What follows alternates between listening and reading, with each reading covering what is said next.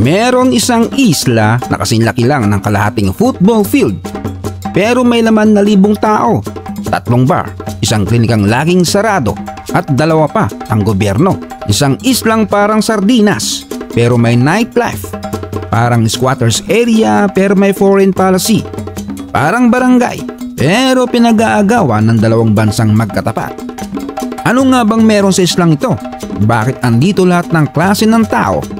Mula mangingisda hanggang pulis-pulis ang diplomata. At paanong sa lugar na kasing sikip ng jeep, nagkakasya ang politika, bar, isda at pag-ibig. Heto ang pinakamasikip, pinakamakulit at pinakamaingay sa buong mundo, ang Migingo Island.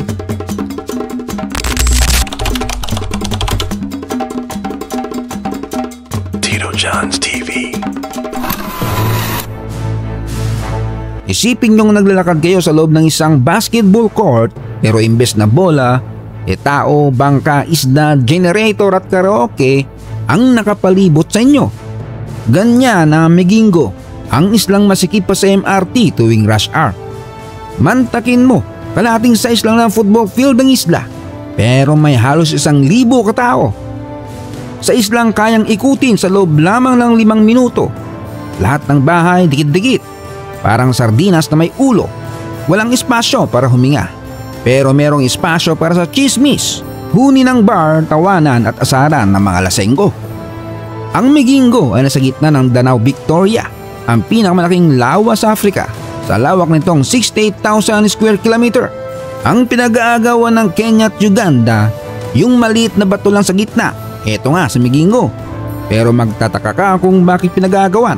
Simple lang. Pera. Isda. Sa paligid ng isla, andyan ang mga barbundi o Nile perch. Mga isdang mukhang halimaw sa laki, pero ang laman ay parang gold sa paningin ng exporters. Kaya yun, biglang naging politiko ang isda. Ang mga bahay nila gawa sa yero, kahoy at dasal. May mga CR na diretso sa lawa, literal na open defecation with a view. Walang ospital, walang eskwelahan, pero may bar. At hindi isa lang. Mga simpleng bar lang ito. May kahoy na upuan, lumang radyo, at bote ng alak na may mukhang uod pa sa loob. Pero dito umikot ang social life nila. Parang Facebook feed ng isla.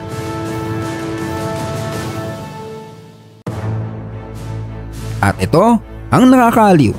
May mga pulis ng Kenya at may pulis din ng Uganda.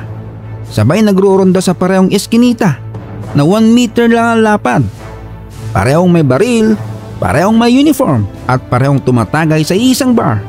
Minsan nagpapalitan pa ng pulutan, pero pag may gulo, abay sabay din silang umaawat.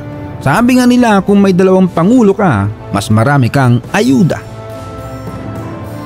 Wala silang formal na paaralan, pero may mga gurong volunteer. Ang mga bata natutong magbawas, magdagdag at tumawad sa palengke bago pa man sila matutong mag-multiplication table. Pero alam na nila ang ihip ng hangin at kilatis ng isda. May maliit naman silang klinika, yun nga lang mas madalas pang sarado kaysa bukas. Kung may emergency, sakay ka ng bangka papuntang mainland. Ilang oras din ang biyahe, depende sa panahon. Pero kadalasan, multo ng pasyente bago makarating ng ospital. Pero don't worry, andyan naman ang barangay kapit-bisig. Pag may nagkasakit, ihatid ka. Kapag may nanganak, balitado ka. Pag may namatay, lahat nakikilamay, sabay inuman. Nagsisiksikan sila sa maliit na isla kahit mahirap. Ang importante may hanap buhay, ayos na sa kanila. Kasi kung sa mainland wala silang lupa, walang ani, walang chance, walay. Sa isla may huli ka, may kita ka, hindi nila kailangan ng diploma. Kailangan lang nila ng lambat at tiyaga. Ang isdang nahuhuli nila pwede ng pang tuition ng anak nila. Eh kung wala pa, edi pang inom sa bar. Bahala na.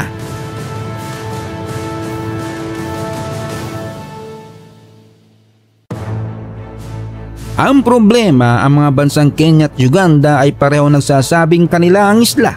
May mga time na sinasabit ang bandila ng Kenya. Pero kinabukasan, abay Uganda naman. Parang reality show na walang script. Pero sa halip na maggera, nagdiplomasya ang 2 bansa. At ayun, parang LDR na walang closure.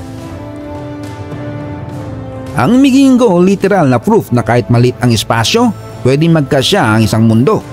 Kahit may magkaibang nasyonalidad, reliyon at politika. Basta't may isda, may ulam at may konting inuman, okay na. Ang mga tao rito mas pipiliin pang katahimikan ng tamban kaysa ingay ng eleksyon. Kahit pinag-aagawan, mas pinipiling mag-coexist.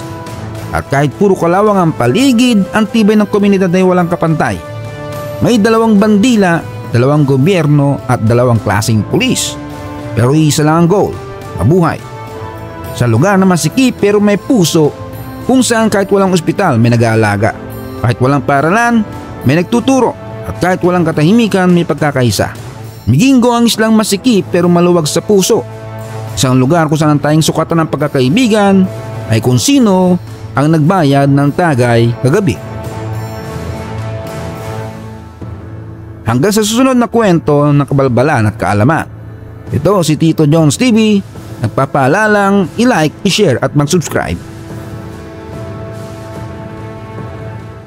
Isang bumabahang shoutout kina Christine Jane Bakiran ng Kawayan Isabela, Rose Ann Manabat ng Nagoya, Japan, Grace Simon at sa kanyang kaibigan ng Pasay City, Gloria Gabo, Rafael Altavano ng Ginubatan, Kimberly Medel ng Calamba, Laguna, Rami Rafaela ng Negros Occidental, Abam Wafu ng North Cotabato, Gerardo Yabut, Rodel Llanos at sa kanyang napakagandang misis na si Maresa Mendoza, Hamdan Lucas ng Cotabato City, Eduardo Lumiares ng Balanga City, Bataan, Raymark Sabanal ng Manukan, Zamboanga del Norte, Sena Family, April Lomio, Michael Dino ng Calatagan, Batangas.